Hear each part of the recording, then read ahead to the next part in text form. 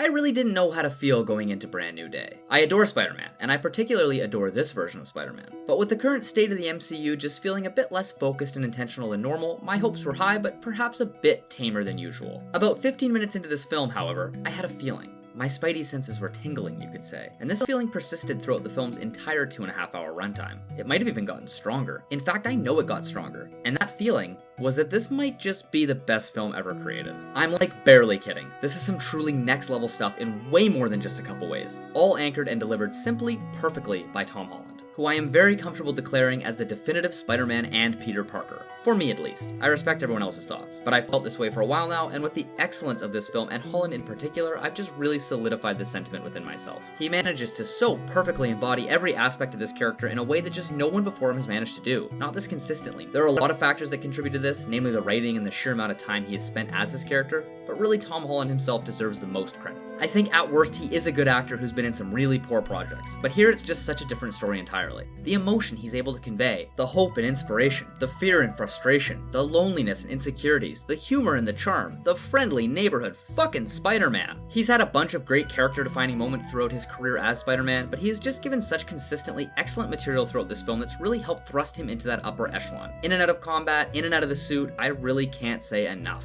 Not a second of this film goes by where you aren't absurdly on board with his current mindset. Not even a fleeting moment where you're not fully empathizing with his circumstances. Relatability has always been a powerful trait of this character, and this film takes full advantage of that. Even things that have a lot less to do with Tom Holland himself feel particularly special. The suit has never looked better. The wrinkles and creases, the lens, the colors and material, it's all perfect. His web swinging and fight choreography is likewise just so much better than it's ever been. Jon Watts may have to pay for his war crimes against Spider-Man one day, and I actually really like those films, but Brand New Day is just different. The flashbacks to the prior 3 films really hammers that home, too. I hope it doesn't sound like I'm just glazing every aspect of this film, because I do have a few little problems that we'll get to shortly. But truly and honestly, this entire project just feels so refined and polished and enjoyable that I absolutely am swept up in the hype. The hype this film created through its sheer quality. It's entirely possible that this may not go down as my #1 favorite movie of all time, but it is in genuine contention for my favorite opening 15 minutes in film history. It just establishes this tone and an atmosphere that grabs a hold of you and refuses to let you go. I never wanted this film to end.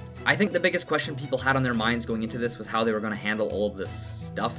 On paper, this definitely felt like a very bloated film, or at least that it had the potential to turn out that way. Spider-Man himself has suffered on more than one occasion from an overstuffed script. And it's so funny how things work out, because the majority of the stuff people were unsure of ended up being so insignificant to the final product. Things like Tombstone are reduced to a very brief one-off moment in a montage. Keith David being hired for the role of a narrator resulted in him narrating 20 seconds of a spider documentary that Peter watches on his computer. Even Scorpion plays a relatively small but important role in the film's first act before promptly exiting the film entirely. Yelena is utilized perfectly, and so is the Hulk. They both play minor roles. I think they each got exactly 2 proper scenes, but they felt like the fully realized characters we already know they are. And they served their purpose in the story without feeling like they were just there for the sake of being there. Frank Castle too, though he certainly plays a larger role. He brings an energy to the film that was very welcome, and it gave us a really unique view into how Peter fits into this world. Although all 3 of these characters followed that standard MCU formula of expecting the audience to already know and love them, I still think this film did a pretty solid job of letting anybody who might not have been as familiar with these specific versions of these characters to really enjoy everything and fully understand who these characters were and what their purpose in this world might be. And that's a testament to the strong writing and especially the strong performances. There is a lot going on in this film, and each and every plot development is handled with varying degrees of success. But all in all, Brand New Day manages to balance its many characters and narrative beats extremely well, knowing exactly which ones to touch on and then move past, and which ones to linger on and really flesh out.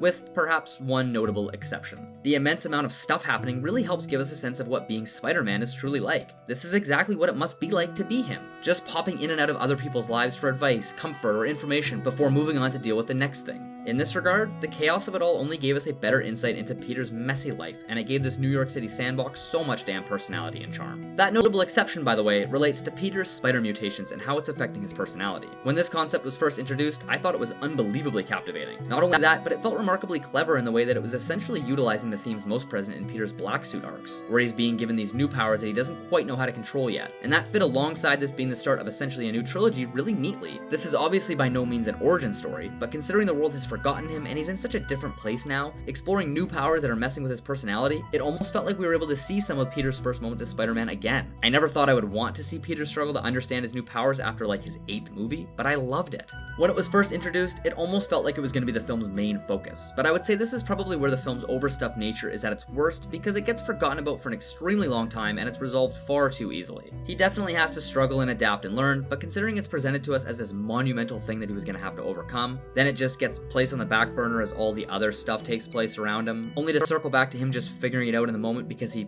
figured it out. I'm simplifying things a ton, but I definitely think we could have spent significantly more time on this aspect, and the emotional core of this film would have been better because of it. It's not a minor critique. I think this would actually be my largest critique of the project overall, but it does not come even close to wrecking the overall product for me. Far from it. Nearly everything else they tried to balance was handled extremely well. It was always inevitable that one or two aspects would feel a bit clunkier than the rest. It's just a shame that the one that fell to the wayside was the one I think had the potential to be the film's very finest quality. But back to the absolute plethora of good stuff. I adored Sadie Sink's enigmatic Jean Grey and all the mystery surrounding her. Not knowing who she was playing was a fun marketing ploy, but given that they leaned into that so heavily, I am a bit surprised that they gave us her proper reveal when they did. There really wasn't all that much time spent between seeing her face for the first time and then learning who she was by Peter saying her full name. And this may have been the most overt case of that classic MCU pause for audience clapping moment. Once we really started diving into her as a character and learning more about her backstory and motivations, she's an incredibly sympathetic and tragic character who has a wonderful dynamic with Peter, both when she's being a bit more of a friend and when she's being a sinister, antagonistic little shit. Her kissing him as Zendaya? Man, that was evil. I fucking loved it. And at the same time, those scenes between them at the end really highlight the heart of Peter's personality, that even to a fault, he will always see the good in people and do whatever he can to help them. This felt like a very nice thorough line between where he is now and how he was operating during No Way Home. The emotional moments between he and Jean were handled really nicely, but the ones between he and his old friends were even better. Ned is as fun and charming as always here. He's so full of life and energy. The way they managed to show their dynamic even while still in a state of memory loss was perfect. Utilizing his Instagram lives for a bit of exposition and timeline updates was really clever and it worked great. Obviously largely in showing us just how lonely and broken Peter has truly become.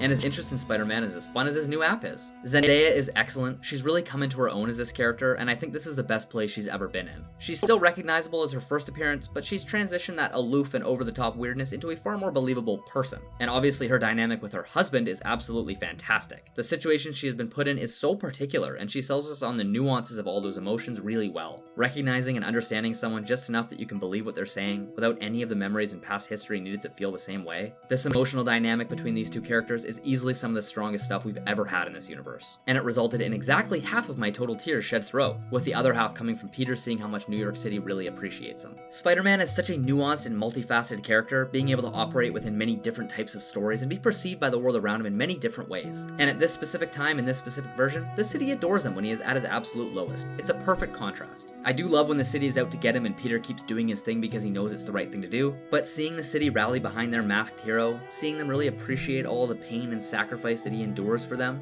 it's honestly incredibly inspiring stuff. Brand New Day felt like Spider-Man at his very best, in large part because Peter himself was oftentimes at his very worst, and I am unbelievably excited to see what the future holds for this character in this universe. Thank you very much for watching. If you like this sort of stuff and want to help support the channel, please consider subscribing. It goes such a long way. Regardless, thank you again, and take care. Until next time. Also, Peter ordered Little Caesars. My man, best film of the year.